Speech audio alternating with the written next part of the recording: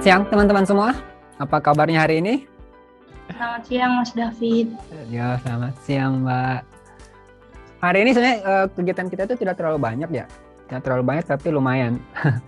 Hari ini kita selain presentasi kegiatan yang kemarin, kita juga akan lebih mendalami soal Zoom Meeting Control itu sendiri. Kemarin atau pas di sesi pertama, saya tidak 100% menjelaskan soal Zoom Meeting Control. Yang di depan layar teman-teman itu namanya Zoom Meeting Control, tapi lebih pada Zoom Backend Controlnya atau setting controlnya.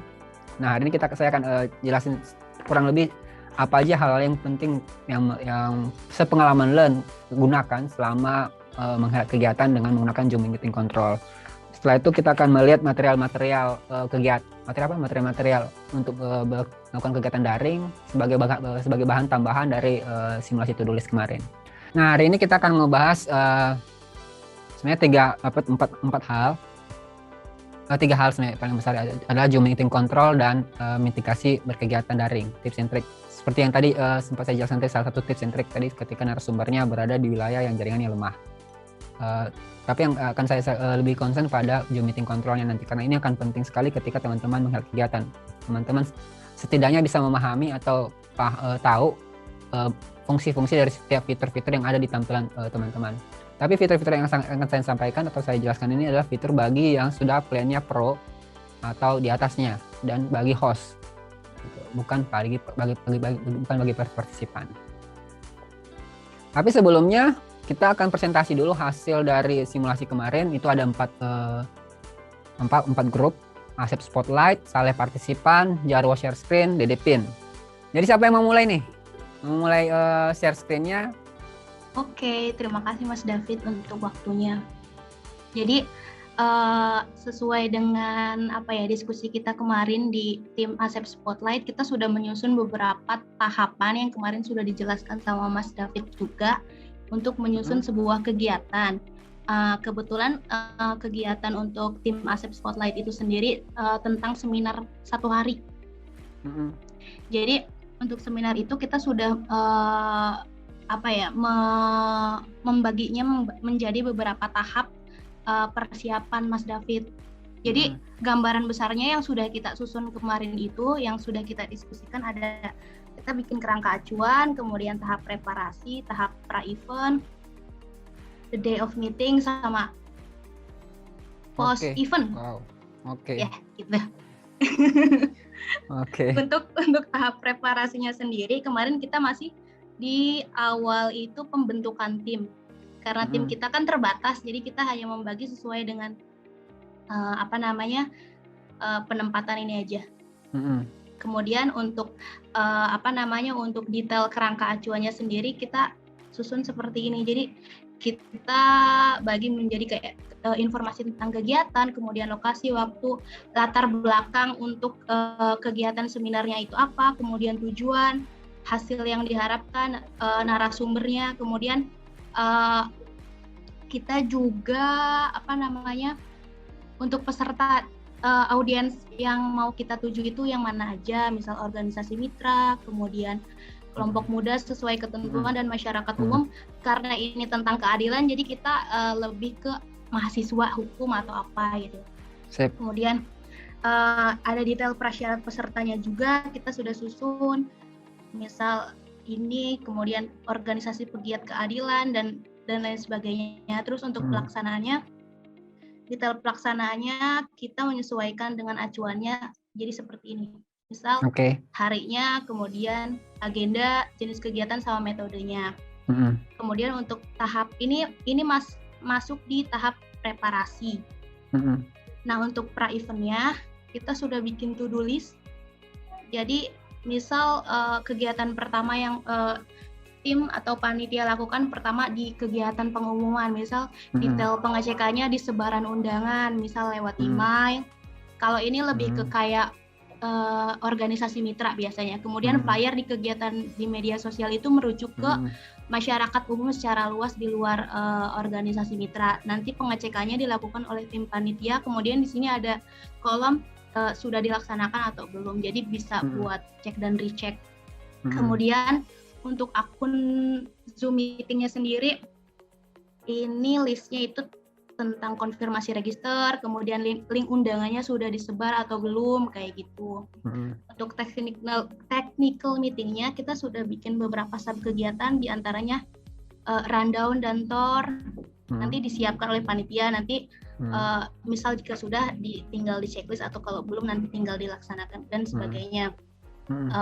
Konfirmasi peserta, konfirmasi narasumber, materi tayang dari narasumber nanti pun akan akan dikumpulkan di tim panitia. Jadi agar tidak terjadi. Kemudian untuk simulasi yang akan tim teknis lakukan meliputi pengecekan audio, video, sama trial materi tayangnya. Untuk gladi resik secara menyeluruh sih lebih ke kayak gladi resik pra-event aja. Nanti dilakukannya sama panitia, kemudian redesign material. Kalau redesign material itu tentang flyer undangan, misal flyer undangan yang akan disebarkan ke peserta undangan dan yang akan di-share di media sosial dan sebagainya, itu nanti akan disusun dan dipersiapkan oleh panitia. Kemudian format presentasi materi yang dari narasumber nanti akan diredesign lagi oleh panitia agar disesuaikan dengan format yang mau ditampilkan di Zoom-nya. Sama kita juga akan mempersiapkan template banner seminarnya. Itu pun akan dicek dan dipersiapkan oleh panitia.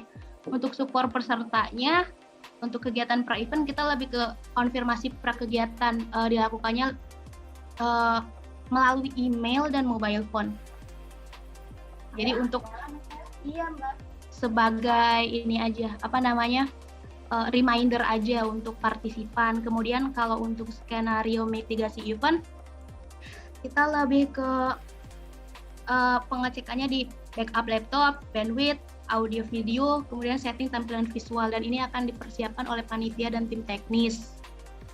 Lanjut ke the day of meetingnya, kita mengacu ke rundown. Jadi sebelumnya kita sudah bikin rundown. Wow. Oke. Kita sudah bikin rundown untuk sesi seminarnya. Kita udah tentukan selama seminarnya berapa jam, kemudian kita juga sudah bikin detail untuk per kegiatan itu durasinya berapa, dan ini akan di-reminder oleh tim teknis untuk setiap kegiatannya. Ini detailnya. Kemudian di total durasi 204. Kemudian untuk post eventnya, kita ada beberapa kegiatan di sini. Review proses event nanti akan dilakukan oleh tim panitia, kemudian feedback juga oleh tim panitia. Misal ucapan terima kasih untuk telah bergabung di seminar itu nanti akan dikirimkan melalui email dan mobile phone. Kemudian testimonial oleh tim panitia akan dihubungi ke partisipan untuk publikasi kegiatannya sendiri. Nanti berupa publikasi video kegiatan seminar yang sudah diedit, kemudian artikel, publikasi dokumen via media sosial penyelenggara melalui video dan foto, kemudian giveaway dihubungi oleh panitia sama sertifikat. Udah gitu aja. Oke, cakep, sudah ada rundown-nya. Terima kasih Mbak Maya untuk presentasinya, itu udah mantap banget. Iya, sama-sama Mas David. Udah melewati satu tahap lebih malah, karena sudah membuat satu rundown. Nah, sebenarnya rundown itu sudah masuk di tahap ini ya, tahap pelaksanaan dari to-do list. Sudah melewati dari tahap rancang, ya. Sekarang sudah masuk ke tahap pelaksanaannya. Keren, luar biasa, keluar biasa. Tepuk tangan buat Mbak Maya. Oke, dari kelompok si Asep Spotlight ya. Dari kelompok Asep Spotlight ini ada satu yang miss mungkin, tapi minor banget, tapi memang menjadi satu patokan. Dalam to-do list itu selalu berkaitan namanya periode kerja, durasi kerja atau timeline-nya. Setiap kegiatan itu, setiap activity ada durasinya, berapa hari dilaksanakan gitu. Nah, itu tadi ada yang miss di bagian tabulasinya, tidak menjelaskan itu kegiatan untuk soal technical meetingnya kapan dilaksanakan dan hari apa dilaksanakan, misalnya kayak gitu, itu belum disebutkan. Itu sangat penting sekali karena itu akan men-tracking perjalanan untuk pelaksanaan to-do list-nya. Jadi sangat penting muncul yang namanya durasi pelaksanaan. Itu yang satu. Terus ada yang kedua adalah soal technical meeting itu tidak membahas soal peserta, tapi akan lebih banyak membahas soal bagaimana dengan narasumber, dengan audiens segala macam. Yang miss adalah di bagian simulasinya, di alurnya. Jadi nggak dipecah dengan GR-nya, tapi technical meeting itu bisa bergabung dengan GR-nya juga. Jadi kita sudah mulai membahas segala banyak hal dalam technical meeting tersebut. Apalagi tadi konsepnya itu cukup besar, ada giveaway-nya, ada banyak activity. Jadi narasumber dan tim itu harus benar-benar benar-benar harus bisa memahami jalurnya yang sedang dibangun konsepnya. Jadi yang nggak terputus dari situ. Dua hal itu tadi yang menurut saya yang cukup penting. Tapi yang paling penting itu adalah durasi. Itu dulu itu harus punya namanya timeline. Jangan sampai miss dengan timeline. Jadi nanti ketika timeline itu terlewat bisa cukup berdampak kepada pelaksanaan eventnya nantinya. Itu dari untuk kelompok pertama. Itu di keep ya. Nanti kita bisa ngebahas lanjutannya untuk bagian kegiatan berikutnya. Oke, di kelompok yang lain ada nggak? Kita kan di eventnya testimonial, jadi hanya dirubah di pas eventnya saja. Di sini kita dari main hostnya, karena hanya untuk kesaksian, jadi dari grup DDPIN jadi hanya merubah di eventnya, karena di menu istilahnya yang lainnya sudah dari contekannya sudah susun rapi, jadi kita hanya melanjutkan. Ya paling kita hanya berubah di setelah main host kita langsung testimonial atau kesaksian. Ya kita dimulai dari paginya dari jam 10. Itu aja sih ininya. Selebihnya ikutin yang masih dari arahan Pak Bang David. Itu sih yang saya bisa ini paparin. Oke, terima kasih. Jangan di close dulu, Mas. Ya. Oke, kita ke atas coba. Ke atas. Ya.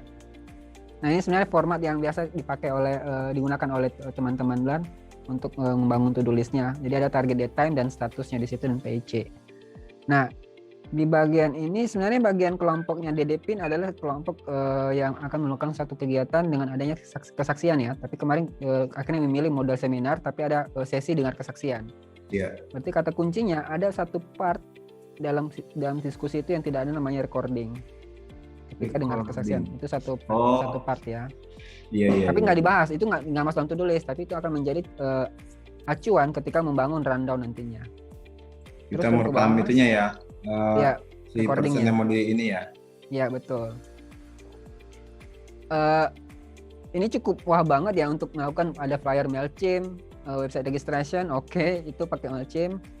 Promotion material, sip. Ini masih mengikuti sekali dengan punya, nanti bisa diperbaiki lah Mas Gia, karena nama narasumbernya masih nama narasumber dari Learn itu. Iya betul. Juga nama PAC-nya itu masih ada nama DF David Pahu dan ADP. Makanya ini masih benar-benar mencontek. Nggak apa-apa. Mau copy paste ininya. Nggak apa-apa, yang penting tergambar sebenarnya tahapan-tahapan yang teman-teman lakukan ketika sudah menentukan siapa narasumbernya, menentukan material promosinya, itu ada di situ semua. Sama siapa speakernya segala macam. Di pra-event akan ada technical meeting internal, itu antara tim saja dan technical meeting bareng narasumber. Ada accepting dan contacting, itu ketika menggunakan registrasi. Kemudian siapa main host dan testimonialnya, testimonial udah masuk, siapa orang-orangnya disebutin di situ. Nah, kalau testimonial pasti bukan di hari H sebenarnya yang dipastikan siapa orangnya, tapi dia akan masuk di bagian preparasi. Siapa yang akan memberikan kesaksian.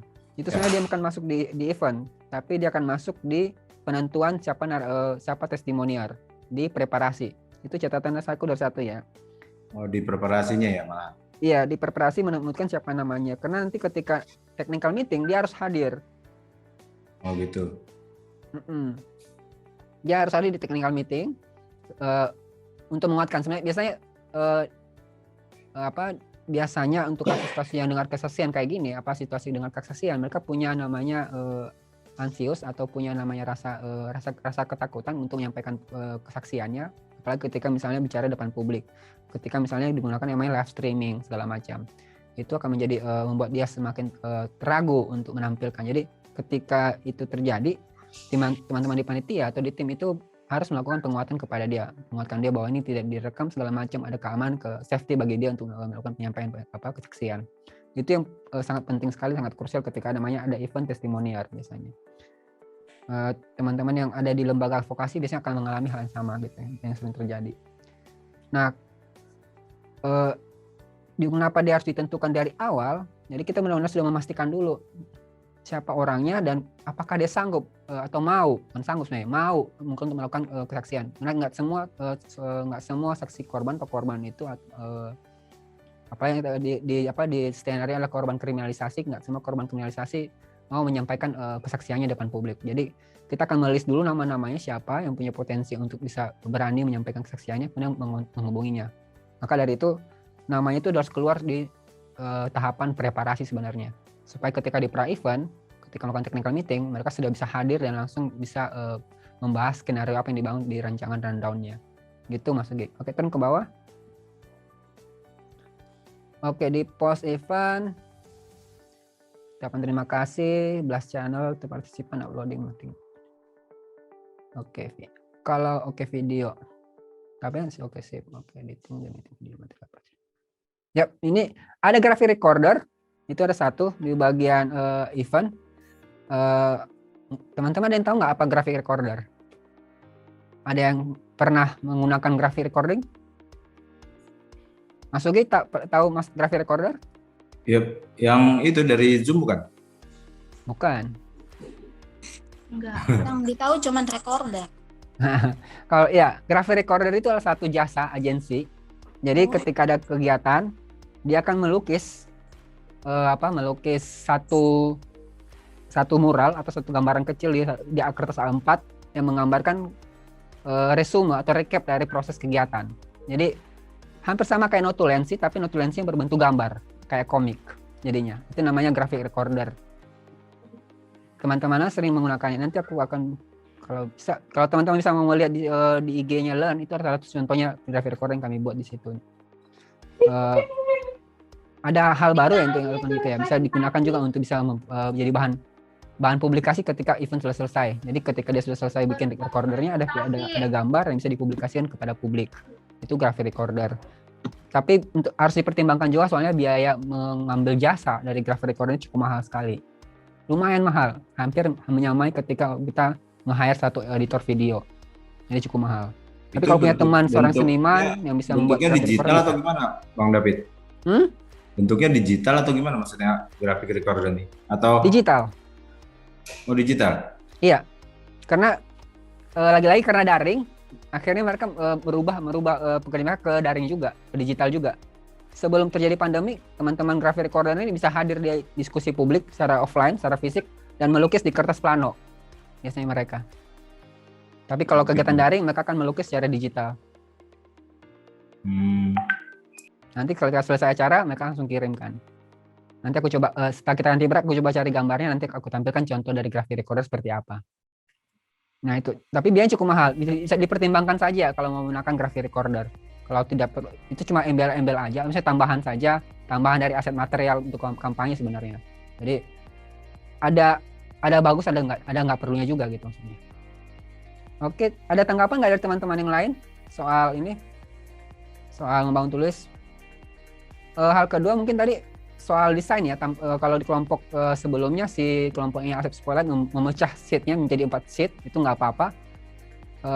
Saya juga nggak pernah mematok mode tampilan to-do list-nya harus seperti begini, kolomnya seperti begini, harus begini, enggak. Yang paling penting di to-do list itu adalah ada uraian dari 3-4 tahapan tersebut, ada PIC-nya, ada durasi waktunya, dan ada tanda statusnya. Sudah selesai atau belum? Dan mungkin ada keterangannya. Itu aja yang paling penting dari membangun to-do list. Oh, jadi kemarin itu kelompok kita dapat simulasi to-do list buat pertemuan jejaring. Nah, dari sheet-nya yang kemarin dibagikan itu kita ada beberapa perubahan yang kita lakukan di sheet-nya ini di preparasinya. Terus ada juga di tanggal target date-nya juga disesuaikan. Dan baru sampai PIC-nya aja yang remarks itu belum tersentuh. Terus yang rinciannya itu yang preparasi yang pertama itu menentukan listing partisipannya sama speakers profile form-nya itu. Itu kita targetnya di tanggal 5 ini beserta jamnya. Yeah. Terus yang invitation atau promotion itu kita pakai e-flyer, email invitation, dan surat undangan fisik. Untuk pembagian e-flyer dan email invitation itu dilakukan tanggal 11 di jam 1 siang, dan surat undangan fisiknya itu disebar di tanggal 12 pukul 10 pagi. Untuk pra-event itu kita ada internal technical meeting, accepting participant registration, dan untuk reminder partisipannya. Nah, untuk internal technical meeting itu ada di tanggal 5. Iya tanggal 5. Terus habis itu yang technical meetingnya itu tanggal 13 pukul 9 pagi. Nah, untuk accepting participant registration itu kita berlakukan 24 jam di tanggal 13, jadi paling lambat maksimal jam 23.59. Terus untuk mengingatkan kembali partisipan untuk mengikuti kegiatan itu di H-1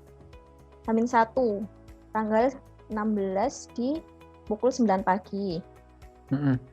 Nah, untuk event ini jadi nggak ada yang dirubah, cuman kemarin tuh agak bingung yang graphics recorder itu tuh tugasnya apa, Mas. Terus betul. Masih kita samakan aja tanggalnya dan jamnya. Kemudian yang post event ini juga sama seperti template yang kemarin dikirim, hanya diubah di target date time-nya sama jamnya aja. Oke. Gitu, Mas. Oke, berarti eventnya dilaksanakan di tanggal 17 ya? Iya. Oke, sip. Oke, mungkin statusnya jangan dan semua kali ya. Kalau dan semua berarti sudah selesai sampai di mana tahapannya? Sampai event udah kelar selesai acaranya. Iya, berarti yang event nggak in progress gitu ya, Mas? Iya, bisa kalau in progress ya bisa ditulis in progress, atau jangan dikosongin juga nggak apa-apa sebenarnya. Oke, Mas. Ya, kosongin aja kalau masih belum masuk ke tahapan itu, kosongin saja. Oh iya. Biasanya kalau kita memulai dari awal itu pasti kosong semua statusnya. Ya. Jadi sekarang statusnya sudah di pra-event bisa, oke kayak gitu statusnya. Jadi semua kegiatan dari preparasi sampai pada event itu sudah done. Jadi sebentar lagi kita akan memasuki tahapan event gitu ceritanya.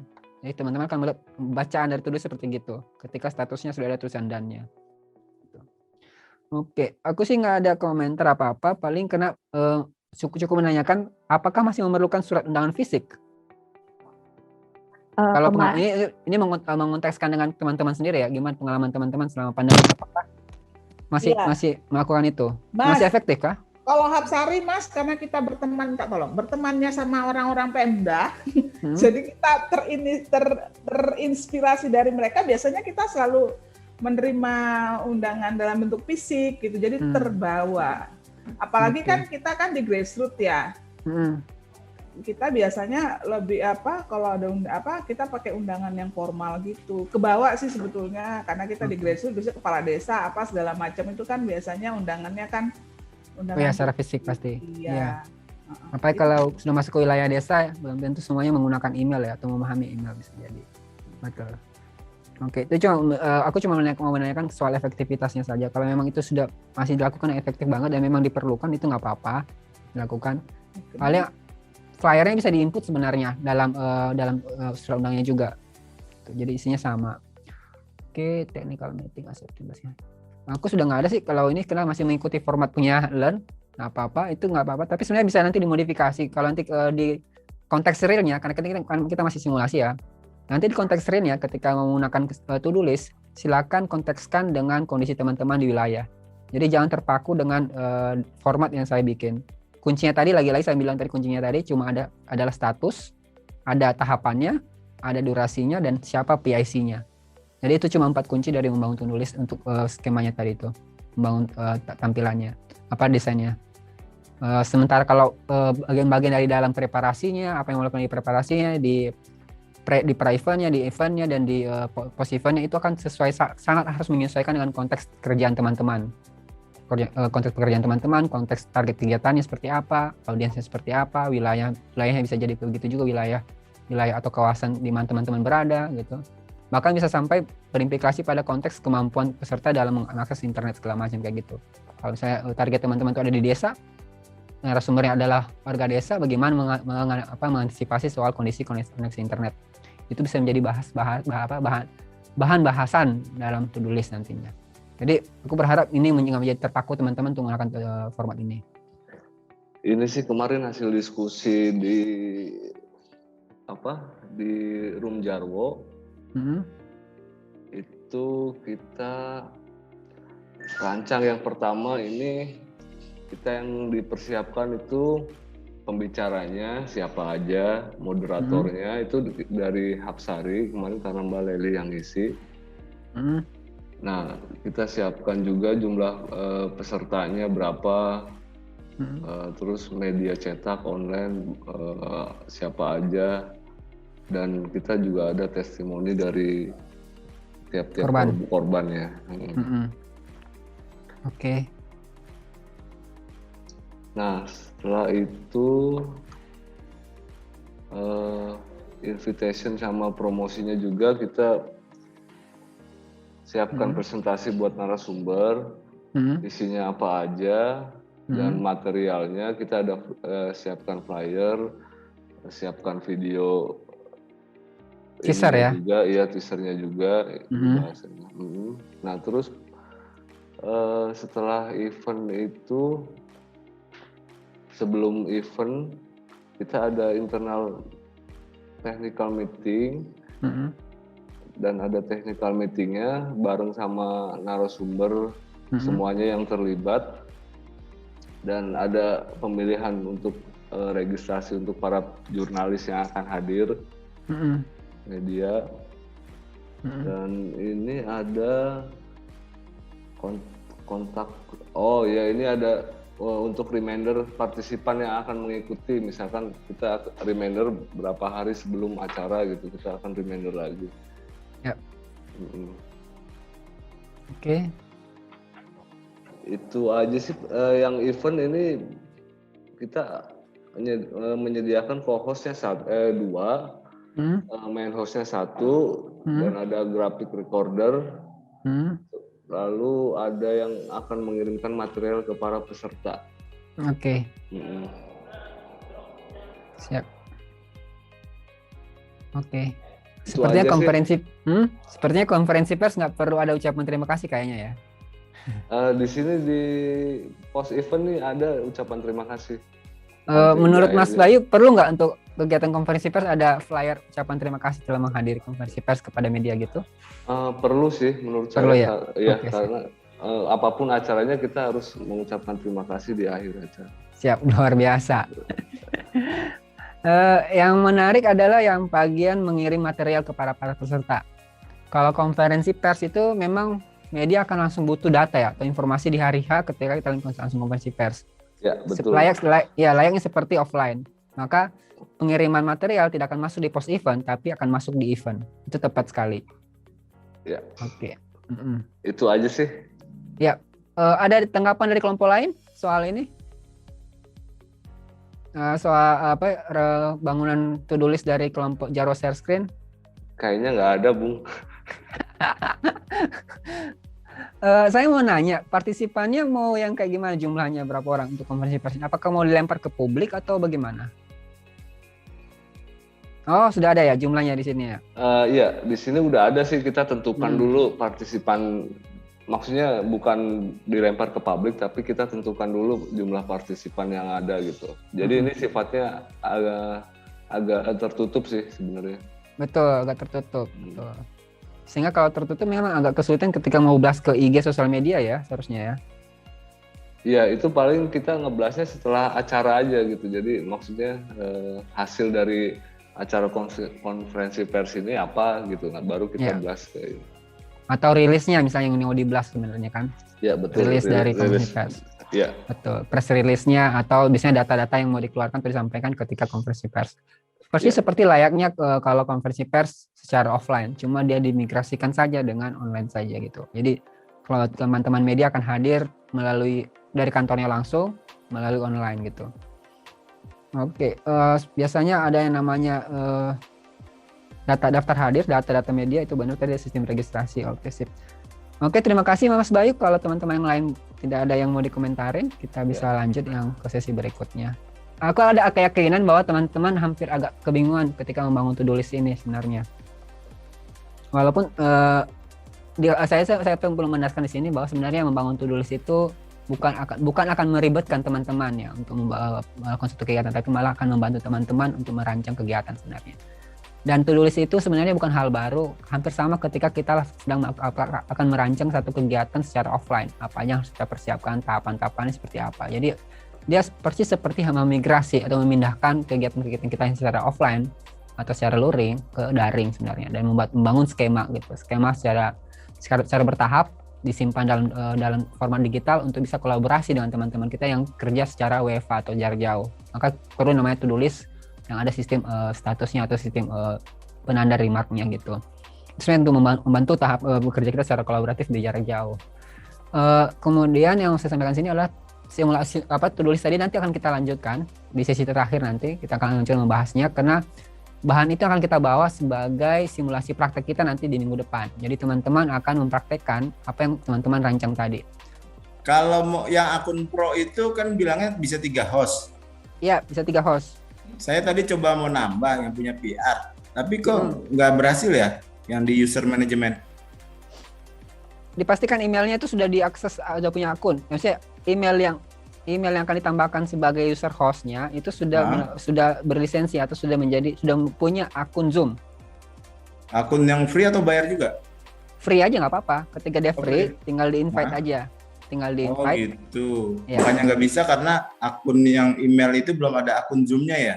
Iya, belum ada. Jadi di sign in dulu, di sign up dulu, baru nanti bisa masuk sebagai host nanti tambahan di dalamnya.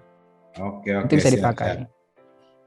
Sebenarnya tadi juga kalau di teman-teman Hapsari itu bisa sebenarnya, nanti kan dia pro, ada 3 host, bisa nyiapin 1 host tambahan sebenarnya. Nah, pokoknya diajari, kami nggak ngerti, sekalian belajar. Oke. Saya boleh nanya, Bung? Ya silakan Bung Bayu. Mengenai akun-akun Zoom ini kan ada basic, pro, business, enterprise. Ya. Saya pernah dengar seperti Google atau Microsoft itu kan menyediakan layanan for non-profit gitu. Jadi khusus untuk NGO itu bisa dapat layanan gratis. Betul. Atau diskon gitu ya. Nah ini Zoom ini apakah menyediakan juga gitu kan? Karena akan membantu teman-teman di lembaga lainnya gitu yang belum memiliki ini akun pro atau bisnis itu supaya lebih terjangkau gitu dari segi harga atau apanya gitu. Tapi sepanjang saya pahami atau saya dapatkan informasi melalui portalnya Zoom itu belum ada yang namanya Zoom for non-profit. Tapi yang ada Zoom for government malah. Jadi Zoom untuk pemerintah, tapi belum ada Zoom untuk non-profit itu. Oke, mudah-mudahan ada ya nantinya for non-profit ini. Iya, sebenarnya bisa aja ada tergantung gimana tendensius tingginya di forum sebenarnya. Bisa aja kita teman-teman bisa mulai bangun tiketing, masukin saran kepada Zoom untuk membangun satu Google non-profit. Bisa dikasih satu perbandingan kepada dia soal Google for non-profit, itu bisa menjadi pertimbangan dia juga nantinya. Kalau semakin banyak yang menanyakan ke dia hal yang sama, itu dia bisa saja punya kemungkinan untuk mempertimbangkannya. Hampir sama dengan metode recording. Yang baru-baru itu terjadi perubahan besar di Zoom. Mulai dari recording, waiting room, sampai copy chat sudah tidak bisa dikontrol untuk tidak diperbolehkan copy chat, itu bisa dilakukan sekarang. Kalau dulu bisa copy chat sekaligus, itu mulai dia melakukan perubahan besar-besaran itu gara-gara banyaknya banyaknya permintaan melalui forum-forum atau pertanyaan ruang supportnya di Zoom dari kliennya sendiri, dari pelanggannya. Jadi dia akan men-tracking sebenarnya komentar atau kritikan atau masukan dari pelanggan-pelanggannya terkait beberapa hal. Jadi mungkin ada kesempatan mungkin bisa dilakukan seperti gitu. Kalau misalnya kita tiba-tiba secara bersamaan mengirimkan pesan kepada Zoom atau mengirimkan masukan kepada Zoom terkait Zoom for non-profit misalnya. Kenapa cuma hanya Zoom for government saja yang yang sekarang ada di Zoom, kenapa untuk non profit tidak ada gitu. Bisa aja dipertimbangkan gitu. Saya juga berharap demikian karena fitur-fiturnya sangat bagus sekali, dan kalau sudah ada potensi ada non profit itu bisa lebih memudahkan teman-teman lembaga ya, terutama teman-teman lembaga yang ada berada di daerah segala macam gitu. Ketika teman-teman masuk ke sini, saya pasti yakin teman-teman semua sudah memahami 2 button di bawah sini ya. Ada yang mute sama stop video. Tapi di stop video ini pernah nggak ada yang menelisik soal video setting di sini? Ada yang pernah coba buka video setting nggak? Pernah. Ya, di sini ini sebenarnya ketika teman-teman membuka ini ada banyak menu yang sebenarnya bisa teman-teman temukan juga di menu aplikasinya. Ketika teman-teman bisa membuka aplikasinya, misalnya saya akan tarik aplikasi saya ke sini. Ini ada aplikasi saya yang sekarang saya buka juga. Ketika saya masuk kepada home-nya, kemudian masuk ke setting, akan muncul tampilan yang sama. Akan kembali ke sini juga, ke general. Jadi ini sebenarnya settingan yang bisa dilakukan baik di aplikasi maupun ketika in meeting. Ada banyak hal yang bisa kita lakukan di sini, misalnya kalau kita menggunakan dual monitor, seperti yang saya lakukan kemarin 2 hari yang lalu, saya menggunakan user dual monitor. Bisa juga menggunakan soal banyak hal di sini, ada reminder, tambahan reaction. Tapi yang paling penting adalah di bagian video. Kamera dipastikan di sini, dicek di sini, kemudian di bawah. Ini ada soal function-nya, pengaturan noise, segala macam, renderingnya bisa diatur di sini juga. Begitu juga dengan audio. Teman-teman bisa melakukan pengecekan audio di sini.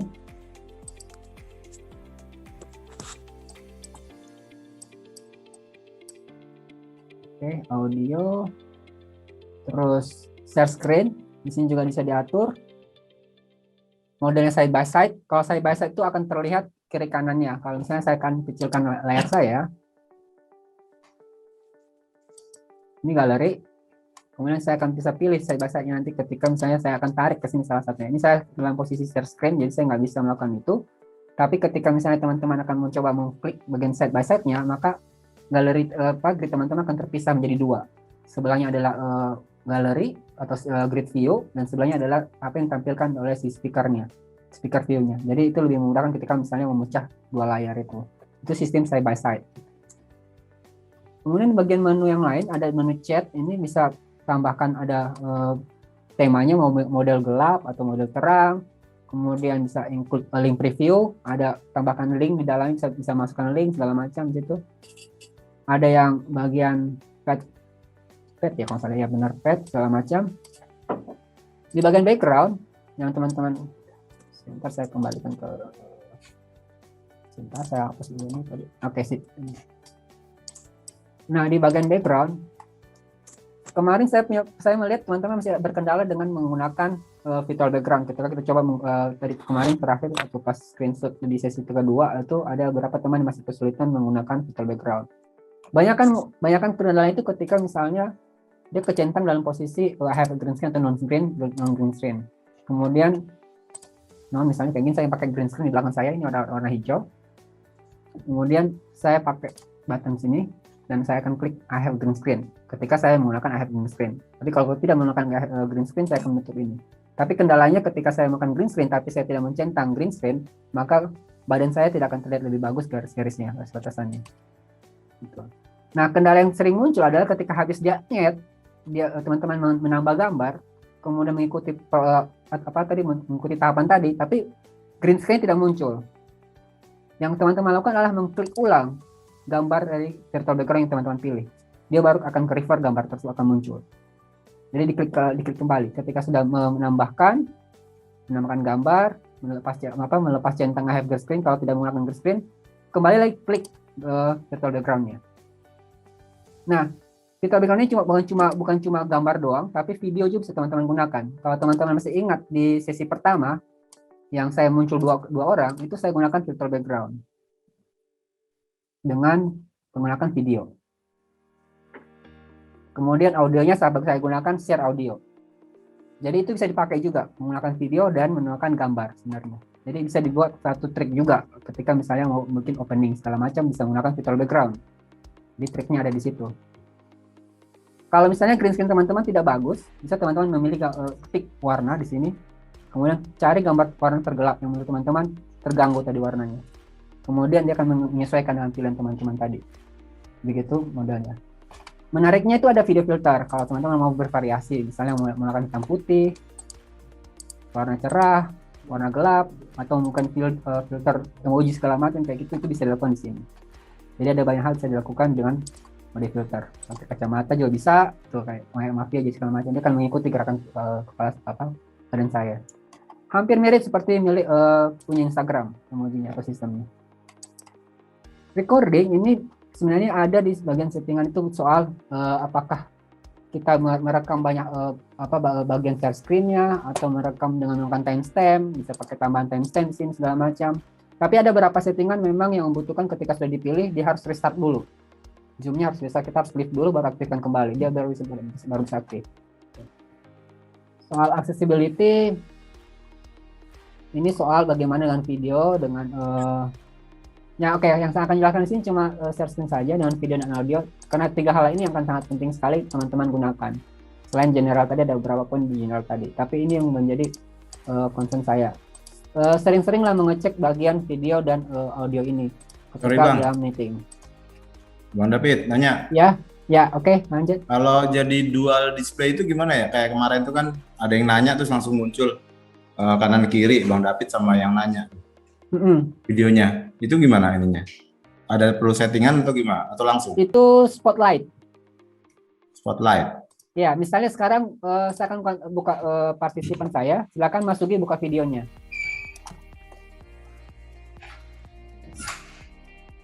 Oke, Mas Sugi udah buka video. Saya akan tambahkan spotlight. Oh. Jadi ada di sini di bagian ini, bagian partisipan itu. Bagian partisipan, ini Mas Sugi mana namanya? Oke, sini. Di more, diklik more, itu ada menu lagi tambahan di situ. Ada pin, ada spotlight, ada menjadikan co-host atau host, atau merubah namanya, merubah nama Mas Sugi menjadi sesuatu yang kita mau, atau mengizinkan dia untuk multi pin. Jadi si Mas Sugi akan bisa mengepin orang lain. Nah, ada beda sedikit antara pin dan spotlight di sini. Kalau pin itu cuma akan merefleksi pada tampilan kita sendiri, tapi tidak akan merubah tampilan orang lain, partisipan yang lain. Itu pin. Jadi kita misalnya mau ngepin, saya mau melihat Mbak Maya saja selama sesi ini deh, gitu contohnya. Saya akan ngepin dia buat saya sendiri, gitu maksudnya, untuk tampilan bisa lihat saya. Jadi saya pin. Sementara kalau spotlight, itu akan merubah semua tampilan partisipan seluruh dalam satu kegiatan. Misal sekarang, kalau sekarang kan saya tadi nge-spotlight Mas Sugi, maka seluruh peserta akan melihat Mas Sugi dan saya. Itu membedakan antara spotlight dan pin. Kalau spotlight itu bisa ditambah sampai 9 grid, nggak salah. Zoom itu sampai 9 grid. Nggak perlu tambah kamera atau apa gitu ya? Nggak, langsung nggak perlu. Dari Zoom itu udah ada fiturnya ya? Iya, fiturnya spotlight itu. Jadi bisa menampilkan berapa orang. Gitu. Oh, okay. Sampai maksimal 9 orang, 9 thumbnail yang tampil. Mungkin Mas Bayu bisa tampilkan videonya, saya bisa spotlight, bisa tambahkan lagi spotlightnya. Lagi rusak kameranya. Lagi rusak kameranya. Oh, tapi dia muncul tuh videonya. Oh, udah buka. Kameranya ini lagi bermasalah. Nah, misalnya gitu.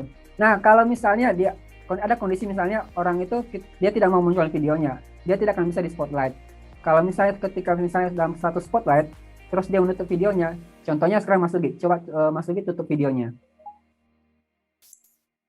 Yang akan muncul adalah foto profilnya, persis seperti punya Bayu. Itu yang terjadi ketika misalnya spotlight, kemudian orang yang di spotlight menutup videonya. Nah, di sini dibutuhkan yang namanya teman-teman di backend untuk menotifikasi orang di spotlight. Misalnya ketika lagi bicara, dia tiba-tiba mematikan videonya. Chat dia supaya tetap mematikan videonya, supaya tampilan di teman-teman di partisipan itu lebih baik tampilannya. Nggak ada gambar CPU seperti sekarang misalnya. Iya, siap. Oke. Begitu untuk spotlight dan pin. Ketika sudah selesai dengan spotlight, tinggal remove aja dia.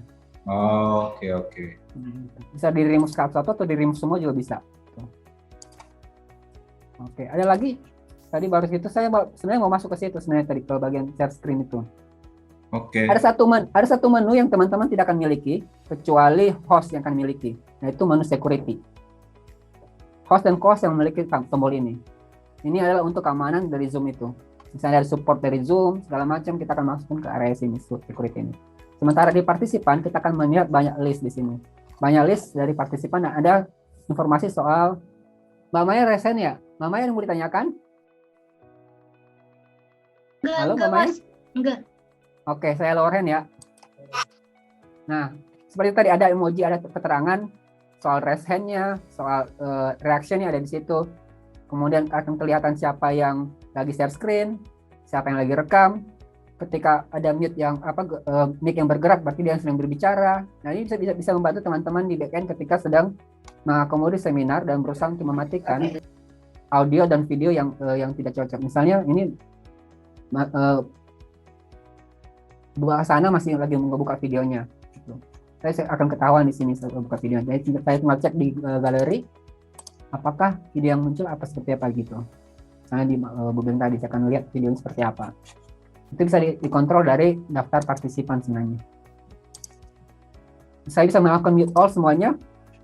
Di sini ketika misalnya terlalu banyak dan terlalu bising, saya akan langsung melakukan mute all. Semua partisipan akan ke mute otomatis di sini. Tetapi lagi-lagi akan beda dalam webinar. Ketika di web meeting kita nge-mute all, partisipan masih bisa melakukan unmute secara pribadi, secara dengan sendirinya mereka. Di tadi yang more tadi, kita bisa ask to unmute. Misalnya di sini juga kita bisa memaksa orang itu atau meminta mereka untuk ask to unmute, meminta mereka untuk unmute.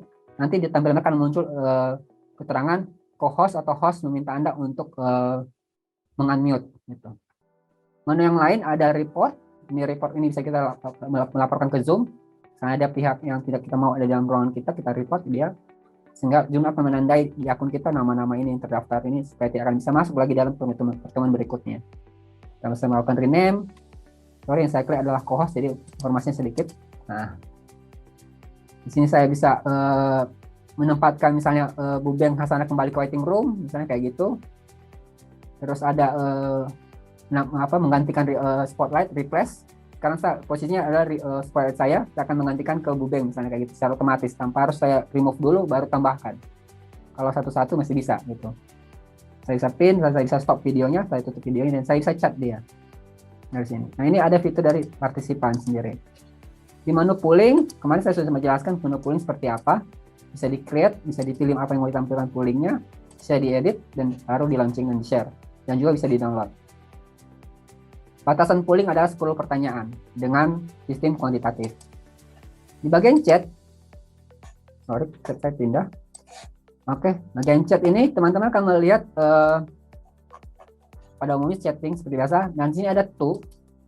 Di to ini kalau misalnya teman-teman berstatus host atau co-host akan ada informasi soal in meeting, everyone, dan ada juga biasanya waiting room. Kalau misalnya ada orang di waiting room, akan ada everyone in waiting room. Teman-teman bisa broadcast bisa chat ke waiting room. Seperti yang tadi saya suka chat ke waiting room, mengabarkan ke teman-teman bahwa room kita akan dibuka sebentar lagi. Itu bisa dilakukan juga ketika misalnya lagi prosesi preparasi menjelang kegiatan. Kita menempatkan semua peserta di waiting room dan kita akan chat informasi ke mereka berapa menit lagi kegiatan yang dibuka. Kita juga bisa langsung melakukan chat private kepada orang-orang tertentu, misalnya ke bias akan chat private, akan ada tulisan direct message di sini. Nah, ada kemarin sebelumnya ada perubahan di Zoom yang sebelumnya file ini bisa langsung ke komputer, tapi sekarang dia akan menambahkan fitur bisa mengambil informasi dari Dropbox, Microsoft OneDrive, Google Drive, Dropbox dan Microsoft SharePoint, tapi tidak akan menghilangkan kemampuannya untuk membagikan file dari komputer teman-teman sendiri. Jadi masih ada sini view your computer. Gitu. Jadi masih bisa membagikan file yang langsung dari komputer teman-teman ke Zoom. Seperti yang saya lakukan tadi barusan 2 file ini. Saya langsung share langsung dari komputer, tidak harus memindahkan dulu ke Google Drive. Kalau teman-teman klik titik 3 masih ada lagi pilihan di sini. Ini adalah pilihan kontrol untuk membatasi gerak chattingan partisipan. Misalnya partisipan tidak bisa chat kepada siapapun, tinggal pilih no one. Partisipan bisa chat hanya kepada host saja, tinggal pilih host only. Terus partisipan hanya bisa chat kepada orang secara publik, jadi terbuka in meeting, everyone in meeting. Tinggal klik. Atau yang terakhir yang opsi selalu saya pakai adalah partisipan bisa chat secara publik, tapi bisa juga chat secara privat. Jadi host akan memiliki kontrol soal ini, soal ke siapa dan siapa akan menerima chat. Itu adalah Zoom control yang ada di chat. Sementara di share screen, teman-teman melihat di sini ada 2 menu di bagian share screen ini. Ada yang di atas one partisipan, kemudian di bawah ada multiple partisipan. secara default multiple partisipan tidak akan muncul.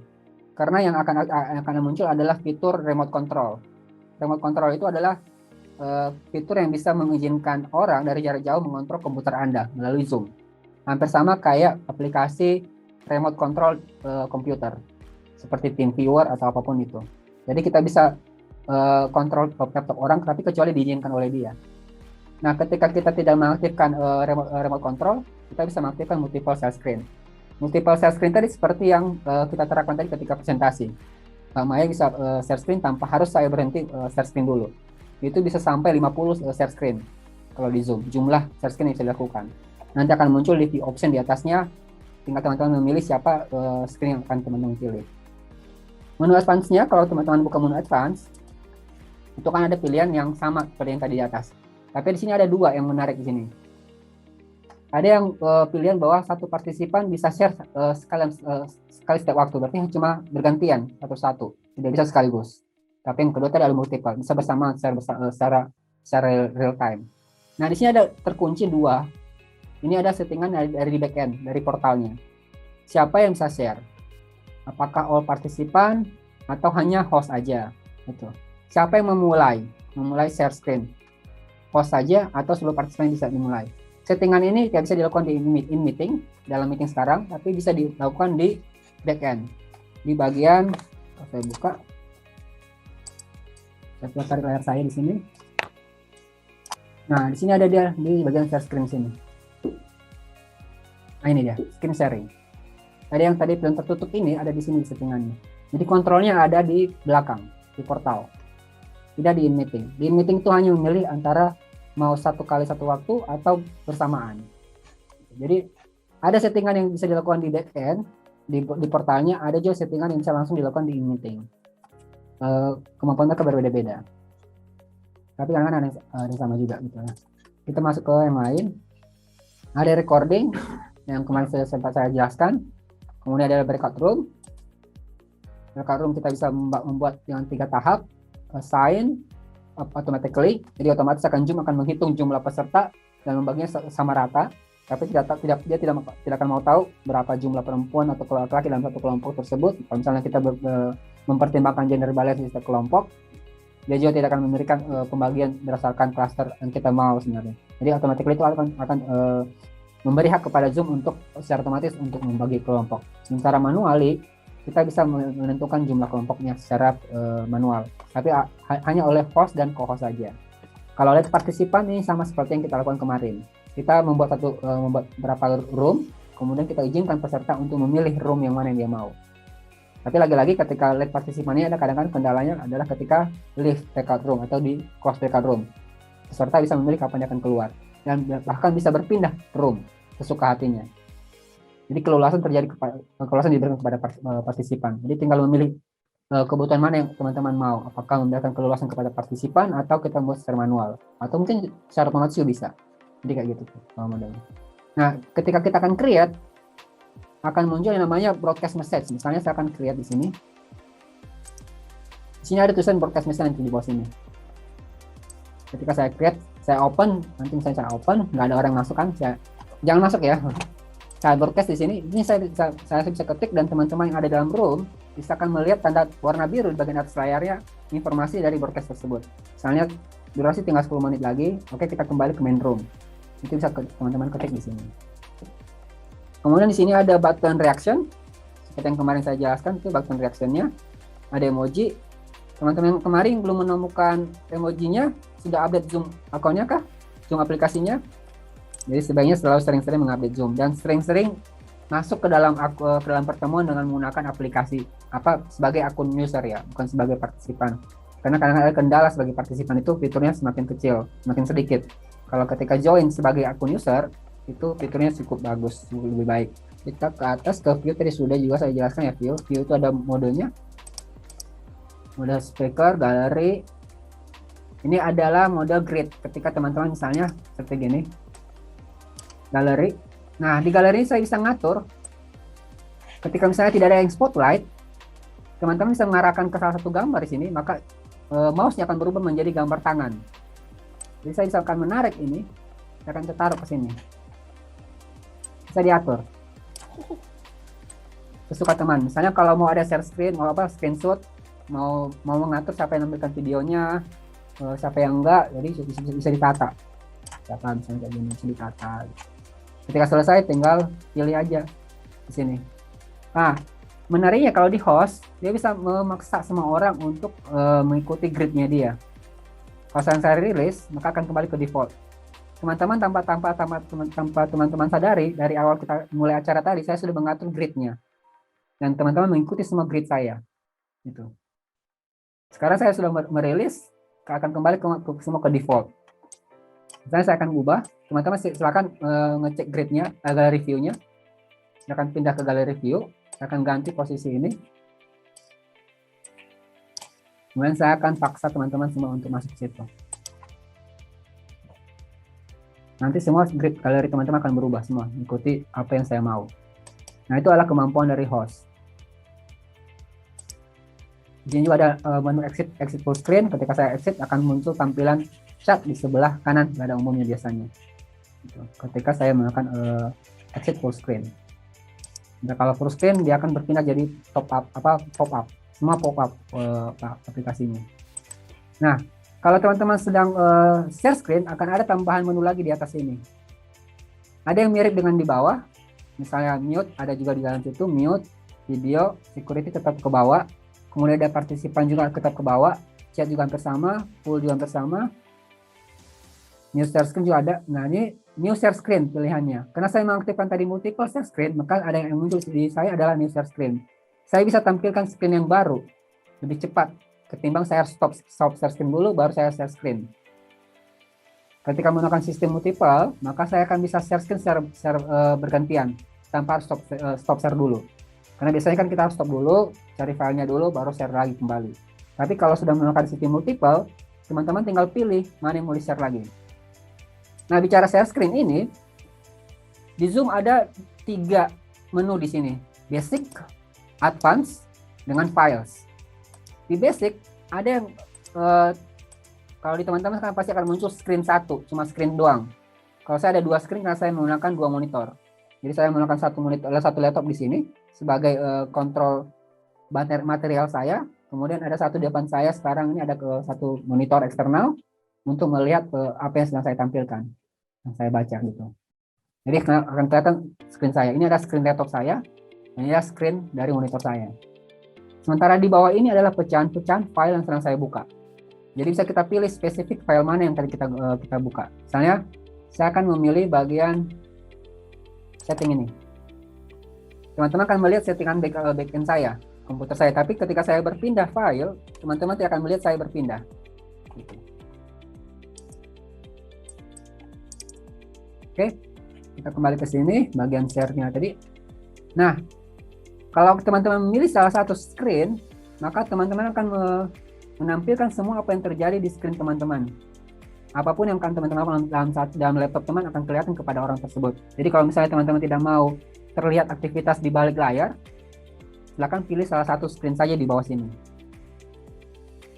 Oke. Nah, di sini ada yang menarik, ada whiteboard di sini. Ini hanya khusus untuk iPad dan iPhone saja. Whiteboard juga sebenarnya dia. Whiteboardnya seperti layar putih saja. Hampir sama kayak Google Slide atau Jamboard sebenarnya. Tapi di sini teman-teman bisa mencoret apapun di sini. Mencoret, melakukan spotlight. Kalau misalnya ada tanda gambar segala macam, bisa melakukan spotlight atau melakukan gambar teks misalnya, menulis. Saya tulis nama Bayu di sini. Jadi ini bisa teman-teman lakukan untuk misalnya ada aktivitas kolaborasi. Misalnya mau bikin diskusi tapi ada tulisan menjelaskan segala macam menggunakan whiteboard. Atau membuat satu permainan. Itu bisa lakukan. Saya bisa mengajak siapapun di partisipan sekarang untuk terlibat dalam mendrawing misalnya. Kalau di layar teman-teman bisa teman-teman lihat di situ ada note juga sebenarnya. Ada nggak kelihatan teman-teman note? Kalau teman-teman lihat di atas teman-teman situ di view option, teman-teman silakan klik bagian atas ada view option. Kemudian ada tulisan di bawah ada note. Ada. Silakan diklik note-nya. Nah, itu ada mulai mencoret di situ. Ya. Kalian ikut coretan, Acau juga ikut coretan, akhirnya mencoret juga. Jadi saya bisa tahu siapa yang mencoret. Gitu. Jadi kita bisa mengajak partisipan untuk terlibat aktif dalam satu whiteboard. Hampir sama dengan kegiatan Jamboard atau Miro sebenarnya. Gitu. Jadi bisa teman-teman merancang dulu whiteboardnya, kemudian baru di-share segala macam. Atau bisa memulai dari blank, silakan beraktivitas di Jamboardnya. Menariknya ini, Anot bisa bukan cuma bisa dilakukan dalam whiteboard, tapi bisa juga dilakukan di luar bahkan. Misalnya saya akan tutup share screen saya. Saya tutup, saya kembalikan ke share screen yang biasa. Silakan Anot lagi, pilih Anot. Saya bisa Anot di sini. Di layar tanpa menggunakan Jamboard. Kalau teman-teman pilih Anot, bisa silakan mencoret-coret juga sebenarnya. Jadi bisa membuat satu game sebenarnya dengan layar teman-teman sendiri. Gitu. Wow. Oke. Nah, kebanyakan ada yang aktifkan Jamboard nih. Oke. Nah, Sip, saya kembalikan ke Naomi. Saya bisa hapus, clear semua, all drawing clear. Dan saya close. Nah, di Anot ini saya bisa batasin juga sebenarnya siapa yang bisa menganot. Saya bisa stop mereka, misalnya disable. Saya bisa disable Anot for others. Sekarang teman-teman coba lihat Anotnya bisa Anot nggak? Sekarang. Nggak ada. Nggak bisa kan? Ya, karena saya sudah batasin. Saya sudah disable dia. Saya tinggal enable. Jadi kemampuan itu ada di host dan co-host. Karena kadang-kadang kalau ini tanpa disadari dalam posisi enable dan partisipan memahami betul soal Zoom, bisa melakukan Zoom bomber di situ. Jadi pastikan memang penggunaan Anot itu pada kebutuhannya. Jadi ketika mulai Zoom meeting, pastikan Anotnya jangan aktif. Posisi disable. Kalau disable itu berarti nanti akan tulisan enable di sininya. Kenapa? Karena nanti ketika itu dilakukan ada orang yang sedang share screen, ada partisipan yang bisa iseng tiba-tiba mencoret di dalam share screen tersebut karena Anotnya aktif. Jadi sebaiknya dinonaktifkan saja. Diaktifkan ketika diperlukan. Nah, di Anot ini juga bisa saya tampilkan nama orang siapa yang mencoret. Jadi kayak misalnya tadi teman-teman mencoret, saya bisa tahu siapa yang mencoret. Ada Maya, ada Bu Leli, segala macam bisa mencoret segala macam itu di layar. Itu saya bisa tandain. Saya bisa juga sembunyikan siapa yang mencoretnya. Di menu share ini cuma itu sebenarnya sih, ada recording hampir sama kayak itu, ada breakout room juga, ada reaction juga hampir sama dengan teman lain juga, live segala macam gitu. Nah itu sebenarnya tombol-tombol yang sangat bisa digunakan dalam Zoom Control yang bisa tampil di layar teman-teman, bisa teman-teman gunakan untuk memaksimalkan aktivitas teman-teman ketika berkegiatan daring. Tapi lagi-lagi selain melakukan settingan tersebut, silakan sering-sering mengunjungi layar belakang backend-nya di settingannya tadi. Yang ini sini ada schedule, ada in meeting, ada advance. Selalu mengunjungi ini. Kalau kebingungan menggunakan ini, Zoom itu sebenarnya sudah menyiapkan layanan support yang sempat saya bahas kemarin, tapi saya sedikit kelupaan posisinya di mana. Yang sempat pertanyaan Mbak Deo gitu. Sini ada live meetingnya. Cari namanya record. Ini what recorded training session. Pilih ini.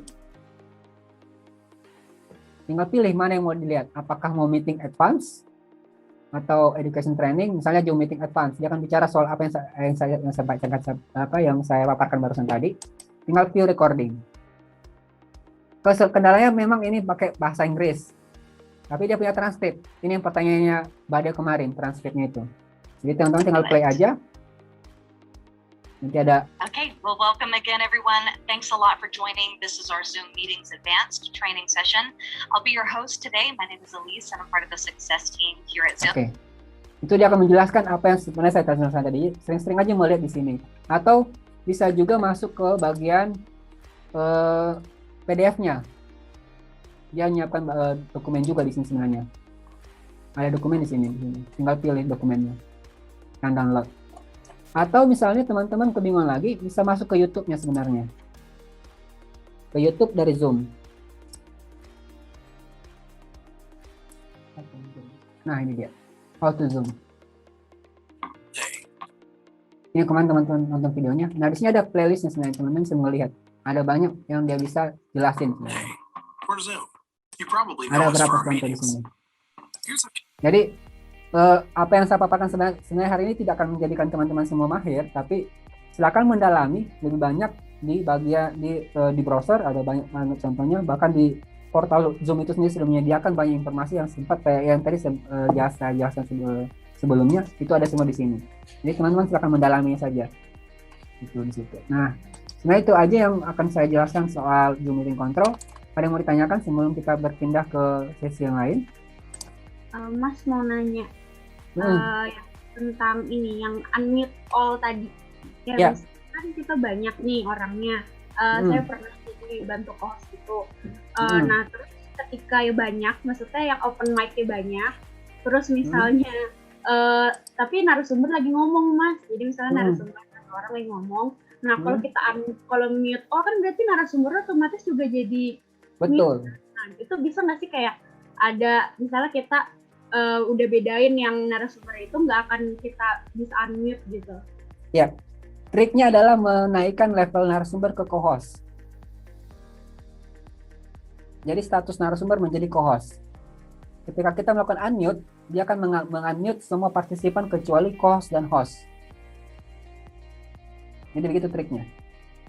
Tapi ketika menaikkan narasumber jadi co-host, maka tadi itu penting namanya technical meeting, supaya co-host tidak melakukan aktivitas sebagai co-host. Cuma membantu dia aja status co-host itu, supaya beberapa tindakan kita kepada partisipan tidak berlaku kepada dia. Misalnya nge-mute all tadi. Gitu. Itu triknya. Jadikan dia sebagai co-host. Ya. Terima kasih, Mas. Ya, ada lagi yang lain nggak? Karena sebenarnya kita akan mulai ngebahas soal mitigasi sekarang ini. Mas, kita punya waktu. Mas. Ya. Jadi saya pernah punya pengalaman. Waktu itu kan kita buat Zoom gitu acaranya ini ya di anggota komunitasnya Apsari. Waktu itu ribut gitu. Jadi kan saya coba matiin mic-nya. Tapi ada yang gini, Mas, ada yang waktu dimatiin mic-nya ngidupinnya dia nggak bisa gitu. Saya juga waktu suruh unmute juga kebingungan, itu kayak mana bisa kayak gitu, Mas? Oke, statusnya padahal sudah dibebaskan ya, partisipan itu bisa mengambil atau unmute dirinya sendiri tanpa dibatasi ya. Kendalanya ada di akunnya atau di Zoom dari akun di Zoom yang sedang digunakan atau device yang sedang digunakan oleh partisipan itu. Kendalanya ada dia, bukan kendala di teman-teman sebenarnya. Itu sering kita temukan misalnya kalau kita buka partisipan, ada yang tidak ada simbol mic, cuma ada simbol video doang. Berarti partisipan tersebut memiliki kendala di bagian mic-nya, tidak bekerja dengan baik. Selalu sarankan kepada partisipan untuk tes speaker dan mikrofon. Silakan tes mikrofonnya dan speakernya, silakan ikuti rule-nya sampai menemukan audio yang bagus atau tidak. Langkah terakhir adalah gunakan same as system saja. Ada same as system di sini. Kalau same as system, dia akan mengikuti source audio dan video dari device yang digunakan. Misalnya HP atau laptop, dia akan kembali ke default semua, mengikuti. Itu triknya. Yang lain ketika dia benar-benar tidak bisa, berarti ada pada kendala device-nya sendiri. Begitu, Bu. Bagaimana? Oke, Mas, thank you. Makanya saya biasanya sebelum akan melakukan satu kegiatan, saya akan membagikan satu saya bilang satu panduan sebenarnya. Saya bisa tampilkan di sini contoh panduannya. Ini ada panduan yang sering digunakan oleh Learn. Saya akan menyampaikan soal kebutuhan minimal mereka seperti apa. Ini akan selalu saya sertakan di bagian flyer invitation saya nantinya kepada peserta.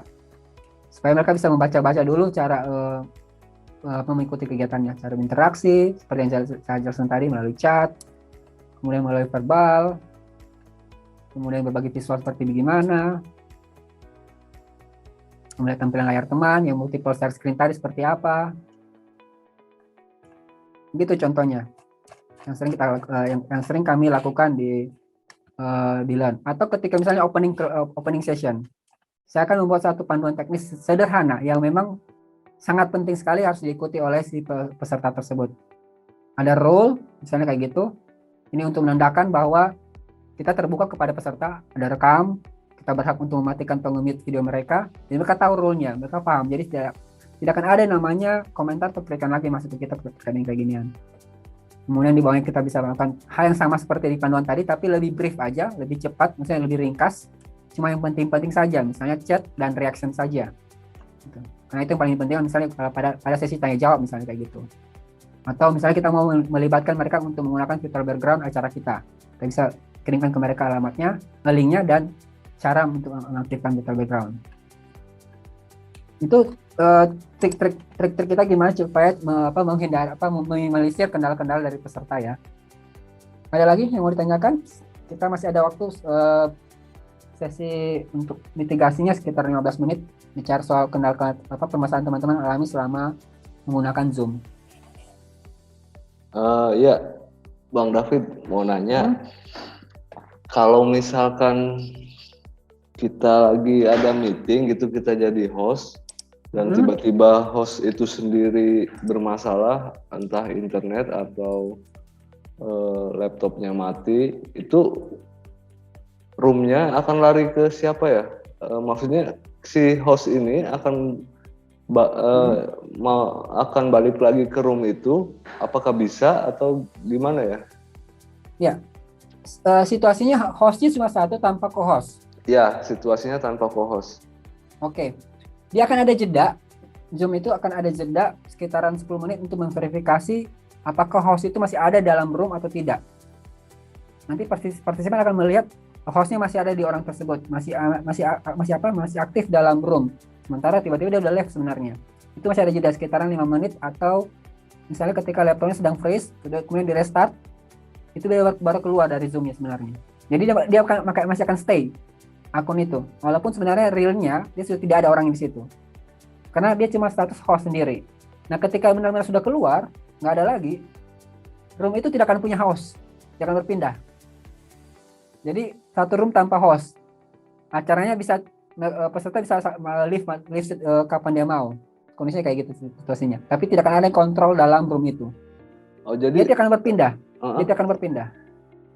Kalau hostnya mau balik lagi ke room itu apa bisa atau gimana? Masih bisa. Dia tinggal masuk ke portal Zoom atau ke aplikasinya, tapi lebih baik ke portal, kemudian cek di bagian meeting. Kalau schedule-nya masih mengikuti schedule, acaranya masih sedang berlangsung, berarti harusnya ada di upcoming. Di upcoming nanti ada button tanda kamera, itu berarti masih jalan acaranya, tinggal klik aja join. Oh, nanti otomatis dia akan menjadi host lagi gitu? Iya, akan menjadi host, ya otomatis. Oke. Saya bisa tampilkan sini contohnya mungkin kali ya. Sebentar ya. Iya Mas, saya punya pengalaman nih Mas, jadi host mental saya Mas. Iya, sering ngalamin dulu. Sebenarnya jujur aja, kemarin saya mengalami juga di sesi kedua kita. Saya kepental di sesi akhir. Karena saya statusnya host. Untungnya saya menggunakan co-host, ada beberapa orang co-host. Karena kalau tidak, itu akan terpental dan acaranya akan jalan tanpa ada yang ngatur gitu misalnya. Nah, saya contohkan di sini.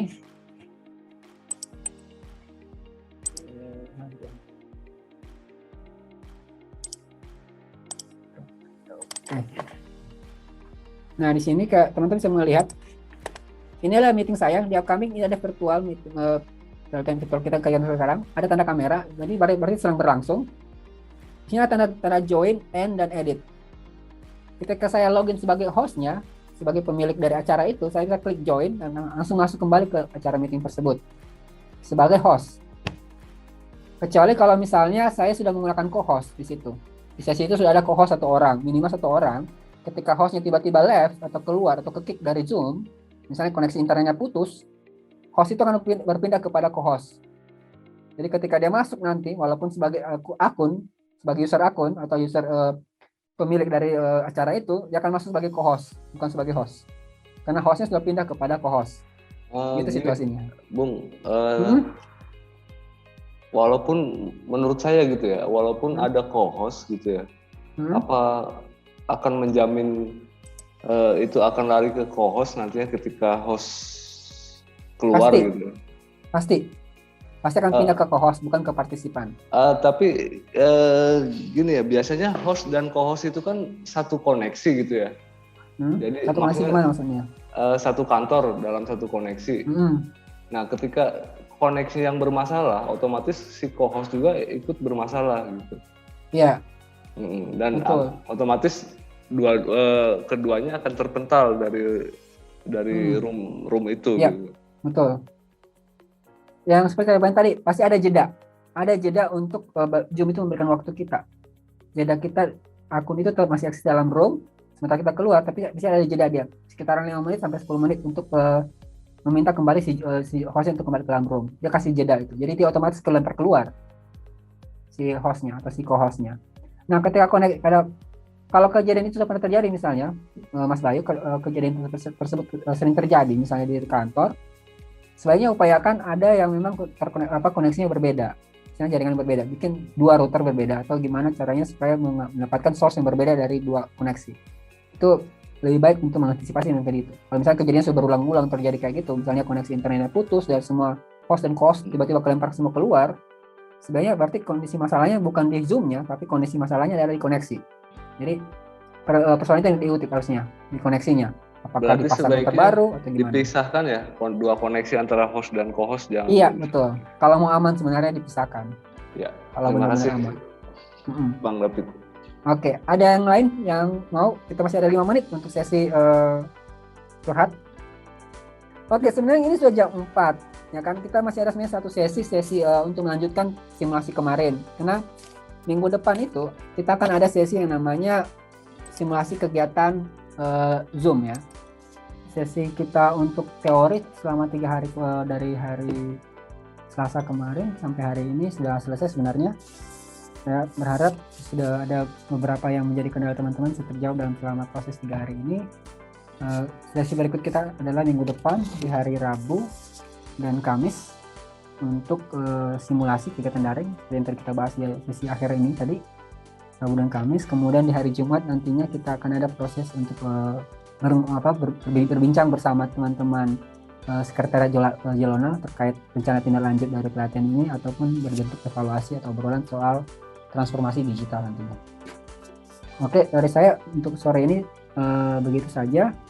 Kita bisa berkomunikasi di luar sesi ini untuk terkait persiapan simulasinya seperti apa. Silakan kontak saya dan teman saya Lutfi atau ke info@dan.area tadi.